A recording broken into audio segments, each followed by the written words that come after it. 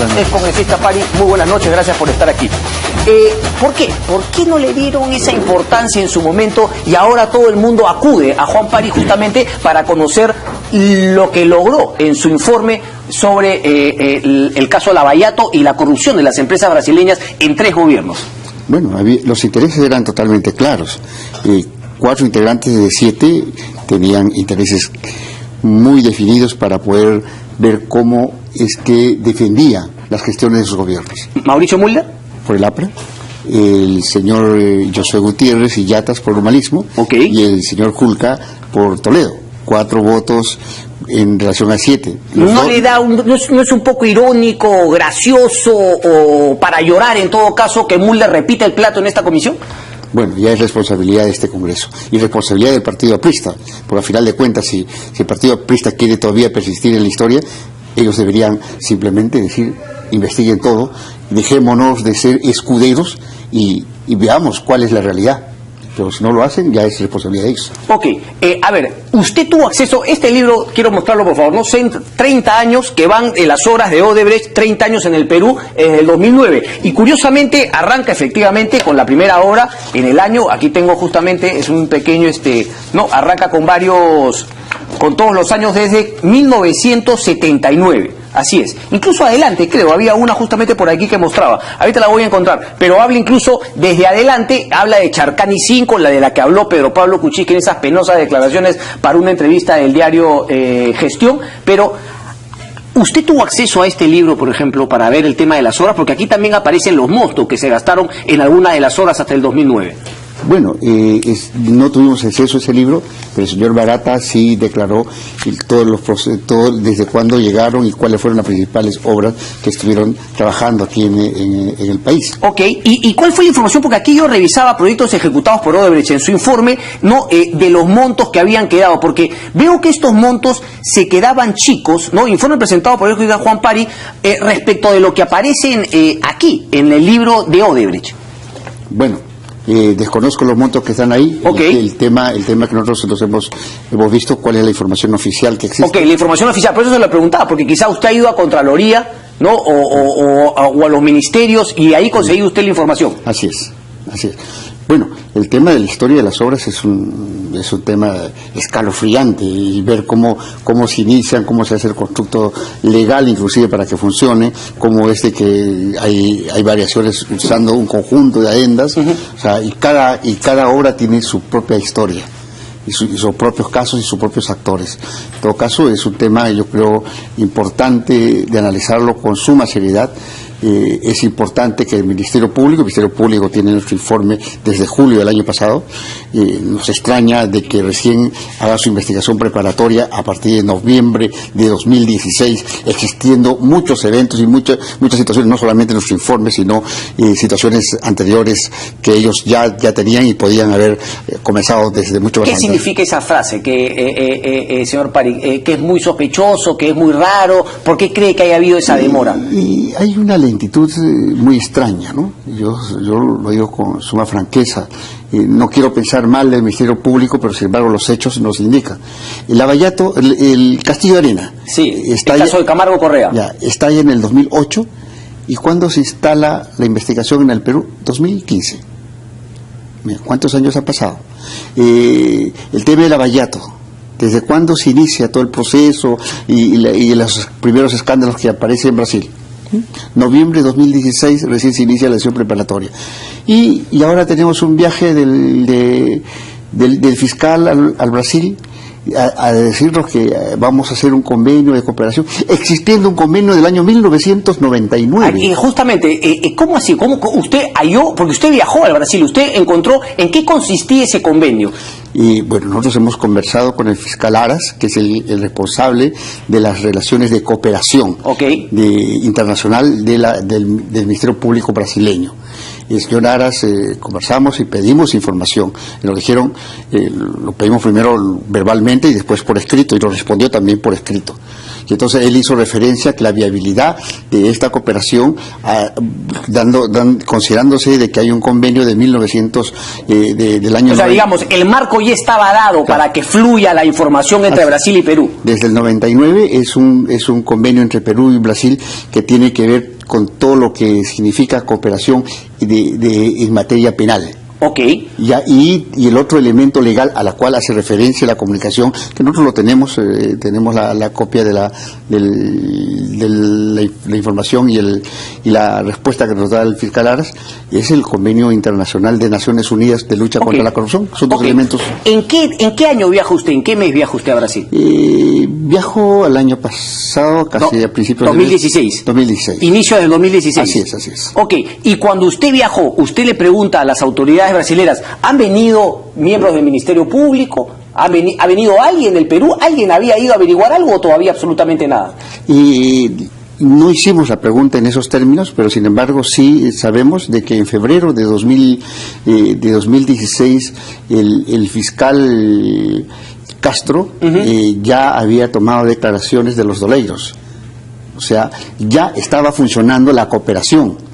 Ya yo he tenido acceso y he visto las declaraciones de donde firma el fiscal Castro, otro fiscal peruano más y dos fiscales brasileños tomando declaraciones de los dos. Allá en Brasil. Allá en Brasil, o sea, estaba funcionando. O sea, Hamilton Castro había llegado antes que usted justamente al Brasil a averiguar esos temas. Casi por el mismo tiempo, coincidiendo el tiempo, pero sin embargo... Pero ¿qué sensación le deja? Porque claro, si él ya había estado ahí, ¿no le parece que con esa información que había recabado, justamente más razón para decir, pero ¿por qué se ha tardado tanto el fiscal Castro y el Ministerio Público para avanzar con esta investigación? ¿No le da la impresión, y aquí yo le hago la pregunta directamente, que ellos esperaban a pasar esto por agua tibia y han sido el desarrollo, ¿no? De las noticias afuera, en el extranjero, lo que los han obligado un poco a ir contándole más a la ciudadanía lo que estaba ocurriendo, ni siquiera contarle, sino tomar acciones concretas? Sí, o sea, es muy preocupante la reacción no solamente del tiempo, la conferencia. Yo he salido sumamente preocupado después de escuchar la conferencia, ¿no? La conferencia de que fue el año pasado. No, ahora del Ministerio Público que dio hace pocos días, ¿no? ¿No fue el año pasado? Sí. La semana pasada, ok. Decir, no vamos a allanar absolutamente nada porque la información está en Suiza. ¿Cómo un fiscal puede estar renunciando a una herramienta tan fundamental? Sí. ¿Ya? Y que no hay nada. ¿Cómo sabe que no hay nada? Es totalmente claro de que Óveres... O sea, se está creyendo a los corruptos. Claro, que Óveres operaba desde el Perú para toda Latinoamérica, a través de LatinVest, sí, ¿ya? Y responsables y Moes Barata para toda Latinoamérica, y cómo no haber información sumamente importante en el Perú. O sea, eso es un absurdo.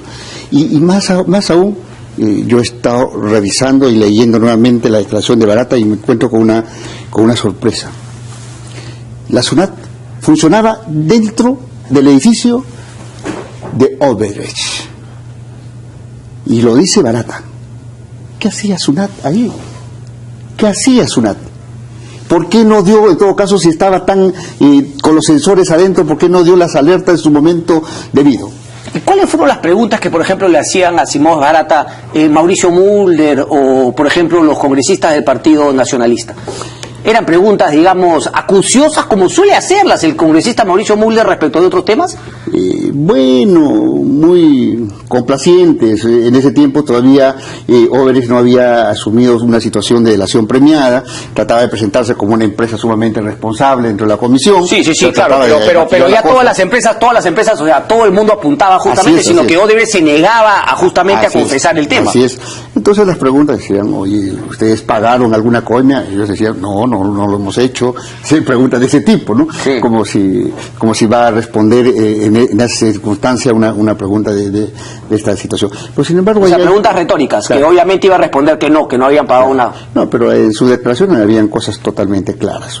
Uno, que sí operaban desde el Perú para toda Latinoamérica, es un dato sumamente importante. ¿Por qué se trasladaron al Perú? ¿Por qué nos escogieron a nuestro país para operar a toda Latinoamérica ¿Por qué cree usted? Después de los líos que empezaron a tener ya en el Brasil?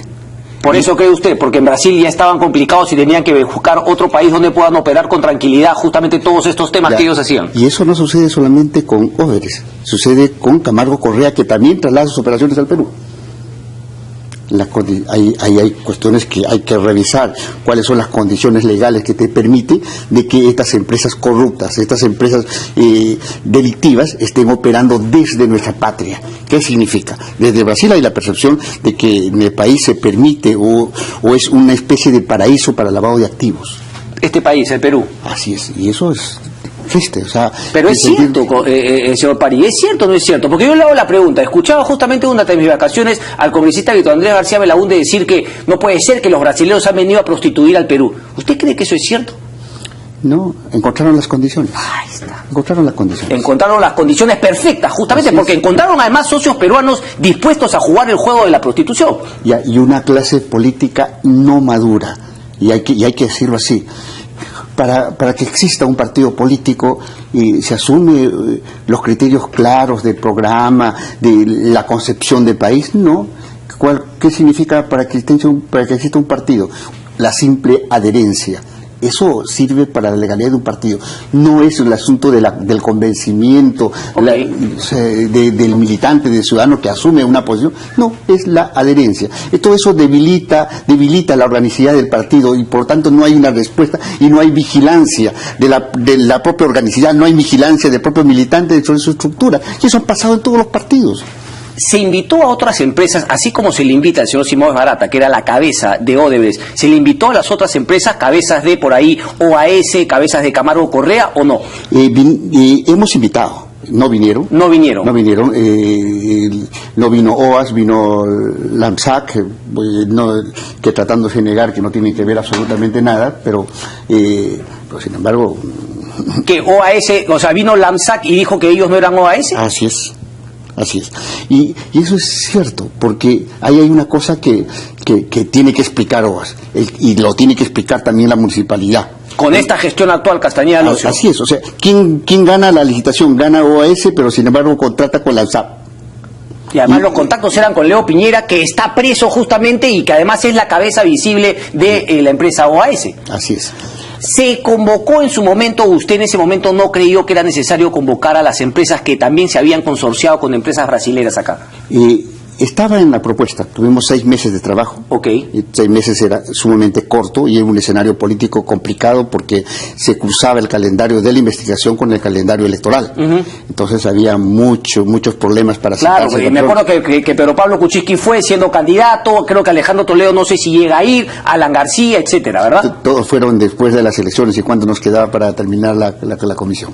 Pero así hicimos el trabajo y ahí está el trabajo. Ok, pero en ese momento no consideraron importante convocar a las empresas. En ese momento estaba dentro de otro plan, pero no alcanzamos a hacer ese trabajo. Ok. ¿Qué cree usted que se debería hacer, por ejemplo? Porque usted ha dicho que se debería allanar las oficinas de Odebrecht, de Camargo Correa, de todas estas empresas brasileras que han sido incluidas en el cártel que se armó en Lavallato. ¿Cree usted que debería hacerse eso? Deberían haberlo hecho hace mucho tiempo. Y si no lo han hecho hace mucho tiempo, ¿deberían todavía hacerlo o ya no tiene sentido hacerlo? No, yo creo que nunca es tarde. Nunca es tarde. Nunca es tarde. Los señores de Odebrecht, o sea, me refiero a toda la corporación, empiezan a cantar, empiezan a hablar porque han estado presos. Sí. Tenían, como se dice popularmente, tenían el zapato en el cuello y tenían la idea de hablar. Nosotros lo tenemos sujetos a la gente de Odebrecht aquí en el Perú. Absolutamente nada. No, se pasean, están preocupados de ganar el tiempo y ver cómo trasladan sus concesiones y cómo recuperan sus activos y cómo hacen mejor su retirada en el país. Eso es lo que está pasando. ¿El gasoducto sur debería cancelarse de plano? Mira, ahí hay dos cosas. El tema contractual y toda la forma mafiosa en que se hizo ese contrato, ese es un tema. Y lo otro, que hay observaciones técnicas sumamente fuertes en relación al gasoducto. Cancelarse entonces, porque el único temor es que nos puedan denunciar a la CIADI, que empresa Odebrecht va a denunciar en CIADI con justamente no los pergaminos que hoy le muestra a todo el mundo respecto de la corrupción. ¿Debería cancelarse finalmente? Yo creo que el gobierno, nuestro país y las autoridades que representan tienen que tener la suficiente fuerza para tomar decisiones y no estar con temores absurdos. He escuchado hace poco una declaración de la cabeza de una empresa que consorció con Odebrecht, como es Graña y Montero. Su gerente general dice que ellos no sabían absolutamente nada y que ellos no deberían recibir ninguna sanción y que no se le cruza por la cabeza que finalmente el Estado les vaya a decir que ya no pueden contratar. ¿A usted le parece? Porque no es solamente GIM, es también JJC, creo que es JCAMET, está creo que San Martín también. ¿Cuál debería ser la situación para con esas empresas? Porque yo aquí públicamente invito, no solamente a las empresas que han estado consorciadas con Odebrecht y con otras, a que vengan acá y den su punto de vista respecto al tema. ¿Qué tienen que decir al respecto? La invitación está abierta para todas justamente estas empresas, sino también para los abogados, porque imagino que usted habrá visto también el tema de las adendas, y ahí también había un tema de arbitrajes, había un tema de los abogados que le decían a estas empresas Odebrecht, bueno, sí le podemos sacar más plata al Estado. O sea, es un tema que va mucho más de decir un político, una empresa. Eso, ¿qué se debería decir con eso? Es mucho más complejo. O sea, la corrupción, en primer lugar, en el país ha aprovechado las debilidades que tiene el Estado. Debilidades en el Ministerio Público, debilidades en el Poder Judicial, debilidades en todas las alarmas que tiene el MEF. Ninguna alarma se encendió y inclusive, peor aún, si hay el reconocimiento. Buen punto. O sea, el sistema está hecho para permitir esto. Como usted dijo, un campo de cultivo perfecto. Así es. Y segundo, las empresas deben de estar tratando de ponerse los escudos ex ante, deberían tener y decir, aquí estamos, que se los investigue. Ok, pero a lo que voy es que si ellos intentan poner el escudo ex ante, quiere decir que ellos siguen creyendo y siguen fomentando la corrupción en nuestro país. En vez de decir, ¿sabe qué? Bueno, hemos tocado fondo, lo mejor es ir a transparentar esos temas. ¿A usted le da la impresión que esas empresas asociadas están pensando en eso? ¿Creen que pueden salirse con la suya nuevamente en un paraíso para la corrupción como es nuestro país? Bueno, yo creo que sí debe existir un empresariado peruano honesto, claro y transparente. Debería existir, ¿existe o no? Pero sin embargo vemos empresas peruanas consorciadas con empresas mafiosas. No creo que no hayan sabido de la ganancia que han tenido en las adendas. Por eso yo le quería preguntar, ese argumento no es válido, ¿verdad? Ese argumento no es válido. Y además, y con esta pregunta, ¿usted no cree que finalmente no hayan sabido esas ganancias? Obviamente quedaban claras según un cálculo que ellos hacen con empresas privadas que también les hacen servicio. Esas ganancias no pueden ser pues reales. Esas no las tienen en el sector privado. Así es, y creo que ahí la cosa tiene que transparentarse por el bien del país. Al final de cuentas, si son empresas peruanas y creen en el Perú, ya pues, hay que poner claras las cosas, ¿no? Y no estar poniéndose el escudo ex ante y tratando de ocultar sus responsabilidades. Claro, aquí un poco mal estoy preguntando por su opinión, porque yo no sé si es que finalmente usted también brindó recomendaciones en su informe al Ministerio Público, porque, claro, como en el caso que yo le comentaba, ¿no?, de esta empresa Graña y Montero, que dicen, bueno, yo no sabía, no, yo no supe, yo solamente era un empresario menor, es como decir, bueno, pues, yo fui un tonto y se me pasó, pero la verdad, pues no, por omisión a mí no me va a caer la mancada, ¿no? ¿Usted no cree que para luchar contra la corrupción también se tiene que sancionar ese bendito argumento, yo no supe, yo no sabía, estuve en el tema pero yo no me beneficié, yo no sabía? ¿No cree que también debería sancionarse justamente ese tipo de proceder? Es decir, yo estuve en el cogollo de la corrupción pero yo no fui parte, yo no sabía, el único que corrompió fue el otro. ¿Eso ayuda para la lucha contra la corrupción? En absoluto, eso no ayuda absolutamente nada. ¿Confía en el Ministerio Público que va a sacar adelante este tema? Quiero confiar. Como peruano quiero confiar. O sea, es un deseo, es un acto de fe. Ya, no le he enseñado, no hay pruebas para que usted diga, sí, estamos en el camino correcto. Y considero de que el Ministerio Público, por el bien del país, tenga que en este periodo demostrar que realmente es una institución a la cual el país puede creer. Lamentablemente, la pérdida de credibilidad es alta. Correcto. Y con esta también una cortita. De los 3 expresidentes que están, digamos, no incluidos, ¿quién cree que actualmente, con la información que hay, y se lo pregunto por una entrevista que le he leído a Jorge del Castillo, no, el día de hoy, que dice, bueno, no, de Toledo y Humala ya hay pruebas contundentes, Alan García, usted pone de acuerdo a la información que se maneja hasta el momento, y justamente esa información que usted ha hecho, no, por el cual nos lleva una distancia, no, a todos nosotros, ¿quiénes están en una situación más complicada de acuerdo a las pruebas que hay en este momento? Los 3 tienen responsabilidades y en los 3 hay indicadores muy claros de corrupción. cada uno con su propia naturaleza, cada uno con sus características. En el caso de Toledo, el constructo legal es sumamente claro de cómo permitieron que esos contratos sean válidos. En el caso de García, el tema de las adendas son sumamente claras, y en el caso de Humala, el gasoducto ya es un escándalo, ¿no? Correcto. Juan París, ¿cómo es este país, no? Que finalmente usted presentaba su informe, nadie le da pelota. La verdad, en acá yo creo que lo tuve una vez durante, ¿no?, la campaña electoral. Usted y Gustavo Gorriti, pues, no, hablaban solos, y finalmente, a medida que van saliendo las cosas, lo que me queda claro es que si esto en Brasil, en Estados Unidos, no se investigaba también por haber sido una corrupción global, este tema aquí en el Perú no se destapaba nunca. Es lamentable que las alarmas suenen afuera y no suenen en el nuestro. Juan París, muchísimas gracias.